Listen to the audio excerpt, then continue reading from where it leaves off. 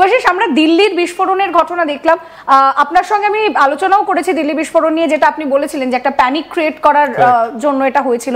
সেক্ষেত্রে দাঁড়িয়ে বাংলায় ইলেকশন রয়েছে, তাহলে কি এই জানুয়ারি বা এই ডিসেম্বর জানুয়ারি এই টাইম পিরিয়ডে কোনো বড় সড়ো কিছু বাংলায় হতে চলেছে, যে হারে এই বোমা অস্ত্র উদ্ধার হচ্ছে?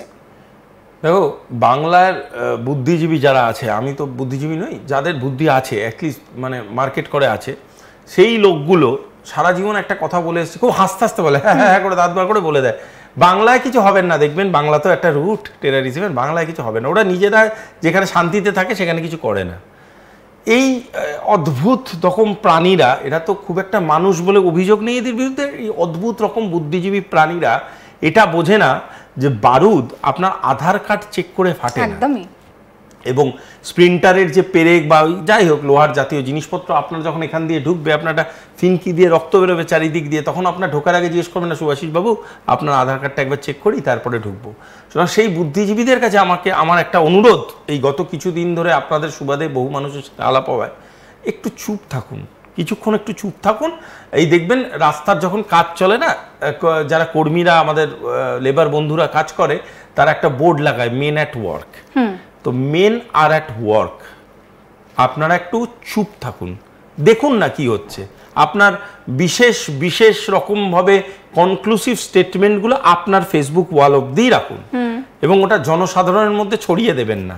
কারণ এই যে অরণ্যদেব হওয়ার যে একটা প্রক্রিয়া, প্রচুর মানুষের মনে হয় তাদের প্যান্টের উপরে অন্তর্বাস পড়লেই তারা অরণ্যদেব হয়ে যায়, সেটা তো নয়, তাদের প্রপার সেই পাওয়ারটা থাকতে হয়। আজকের ডেটে দাঁড়িয়ে অরণ্যদেব হওয়ার যে প্রচেষ্টা, তাতে ন্যাশনাল সিকিউরিটি কম্প্রোমাইজ হয়ে যাচ্ছে। কম্প্রোমাইজ কিভাবে হচ্ছে? আমরা বেসিক কিছু স্টেপ নিচ্ছি না, বেসিক স্টেপ। আপনাকে আমি একটা খুব সহজ উদাহরণ দিচ্ছি, আপনার চ্যানেলে বোধহয় আমি আর আপনি শো করেছি এই নিয়ে ৩-৪টে। যে মানুষকে আপনি আপনার বাড়িতে আস্থানা দিচ্ছেন, তার আইডি প্রুফটা নিলেন, আপনার ইজ্জত যায় না? আপনি তার আইডি প্রুফটা নিলেন, থানাতে জমা করে দিলেন, থানার লোকটা মাইনে পায় গভর্নমেন্ট অফ ওয়েস্ট বেঙ্গলের থেকে ওই আইডি প্রুফটাকে ভ্যালিডেট করার জন্য। আপনাকে জেমস বন্ড হওয়ার কোনো প্রয়োজনীয়তা নেই। আপনি একটা লোককে পরিচারিকা হিসাবে রাখলেন, লোক হোক মহিলা হোক, যাকে হোক পরিচারক বা পরিচারিকা হিসাবে রাখলেন, তার আইডি প্রুফটা নিলেন, তাতে তার সম্মান যাওয়ার কথা না?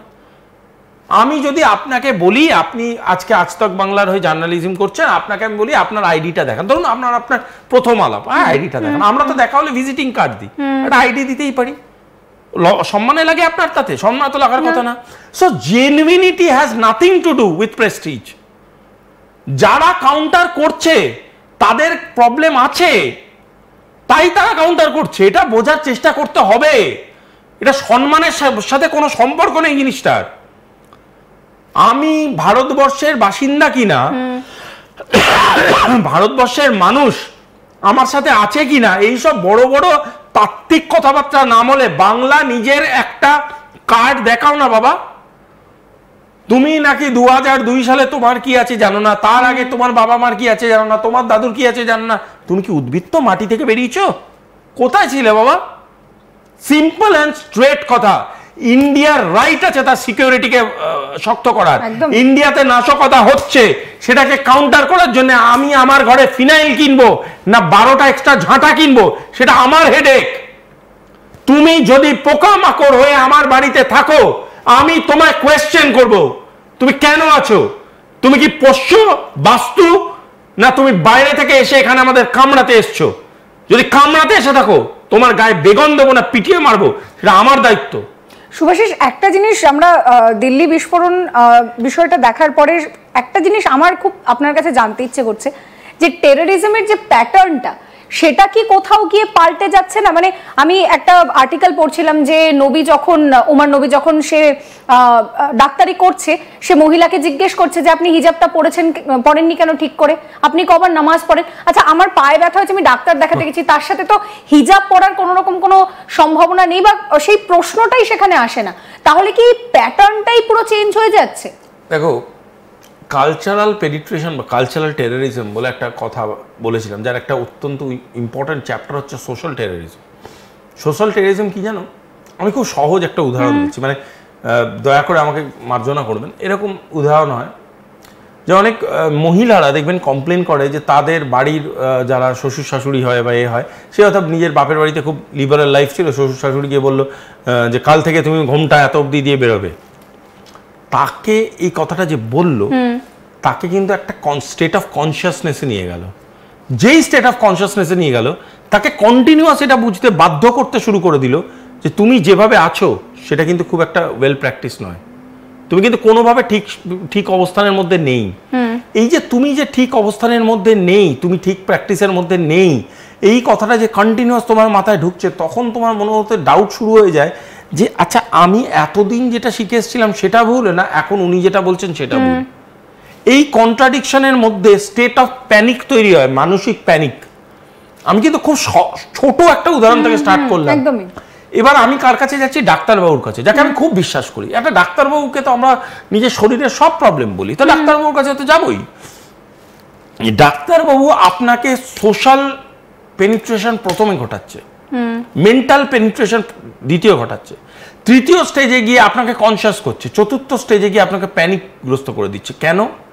যাতে আপনার এগেইন সেই কনসেপ্ট অফ ডিস্টেবিলিটি, এগেইন আপনাকে আনস্টেবল করে দিচ্ছে। যত আনস্টেবল আপনি হবেন ও তত আপনাকে পোরাস করে দেবে। পোরাস মানে আমি সেইখান দিয়ে আপনার মনের মানসিকতায় গভীরভাবে প্রবেশ করতে পারবো। This is second generation terrorism. কেন? লঙ্গার রান, ইন্টেন্স এফেক্ট, বিগার গোল। বোম ফাটছে, ফাটানো হচ্ছে, সেই সব একটা ঘটনা, সেটা আমরা মানদাত্ত আমল থেকে এগুলো ঘটছে বলেই এত এজেন্সি আছে, এত ফোর্স আছে, এত লোকজন আছে যারা এটাকে বাঁচানোর জন্য। আমরা যদি দিল্লির ঘটনাটাই দেখি, লালকেল্লার সামনে যখন গাড়িটা স্লোলি মুভ করছে, সেটা দেখে কিন্তু দূর থেকে বোঝার উপায় নেই যে তার মধ্যে কিছু সন্দেহভাজন কিছু হতে পারে। করার পিছনে অনেক টেকনিক্যাল কারণ হতে পারে, সেটা আমি টিভির সামনে বলছি না, অনেক কারণ। আমি যদি গাড়িটাই রাস্তায় মানে নরমাল কর্নার প্লেস বা এই জায়গাগুলোয় ঘুরছে, সেখানটা তো দেখে বোঝার উপায় নেই যে এর ভেতরে কি হতে পারে। এবং এখানে একটা অদ্ভুত ব্যাপার, এখানে একটা জিনিস বোঝার চেষ্টা করুন যে ডাক্তারবাবু কেন ডাক্তার মানে কিন্তু দুটো জিনিস আছে যেটা আমাদের বুঝতে হবে। আমি কেন বারবার বলছি ডাক্তারের এখানে চিন্তার বিষয় আছে, যেটা আপনি প্রশ্ন করলেন সেটার উত্তরে কেন বলছি। দেখবেন একটা ডাক্তারের মুভমেন্ট দেখবেন, একটা ডাক্তারের যখন গাড়ি যায় বা একটা অ্যাম্বুলেন্সে যখন গাড়ি যায়, নাকাতে খুব একটা আটকায় না। হ্যাঁ, লোগোটা আছে। আপনি যখন বলেন আমি ডক্টর, একটা আইডি দেখালেন, এটা পেশেন্টকে নিয়ে যা রায়, খুব একটা বিরাট কিছু চেকিং আপনাকে করবে না। সো সেখানে একটা স্মুথনেস পাচ্ছেন আপনি। দ্বিতীয় জিনিস হচ্ছে যে ডাক্তার, তার কিন্তু বিভিন্ন জায়গায় এন্ট্রি আছে, সোশ্যাল পাওয়ার। বিভিন্ন মানুষ মনে করে, দেখবেন আমাদের জন্মদিনের পার্টি, বিয়ের পার্টি, এখানে ওখানে আমি ডাক্তারকে ডাকছি। ডাক্তারের থ্রু দিয়ে নেটওয়ার্কিং করলে, আপনার যদি কোনো ডাক্তার বন্ধু আপনার সাথে আমার আলাপ করায়, আমি কিন্তু আপনার ব্যাপারে বেশি অ্যাসিওর্ড হয়ে পড়বো। আরে ডাক্তারবাবুর কি খারাপ লোক হয়? ডাক্তারবাবুর সাথে ডাক্তারবাবু ভারতীয় সমাজে একটা গুরুত্বপূর্ণ চরিত্র।